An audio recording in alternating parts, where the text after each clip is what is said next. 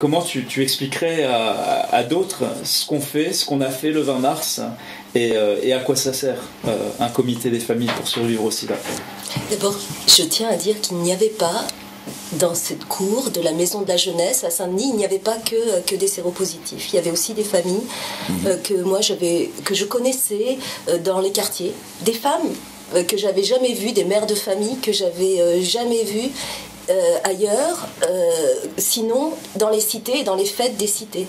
Là, elles étaient là et ça m'a beaucoup intéressée. C'est ça aussi que je retiens à Saint-Denis.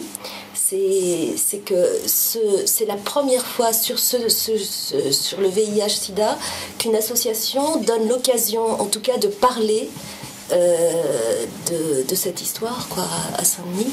Et je pense que ça, c'est une ressource. D'abord, c'est une ressource, ça a eu un impact important. Après le méga couscous, là, ça fait 15 jours. Dans les couloirs de la mairie, on en parle encore. Dans les cités, j'étais encore dans les quartiers de Saint-Denis. Pareil, on dit mais c'est extraordinaire ce qui s'est passé. Donc il y a eu vraiment un écho important et on est vraiment, enfin, à Saint-Denis très, à la fois, on a été étonné, subjugué par cette capacité de ce dynamisme, cette capacité de mobiliser aussi importante.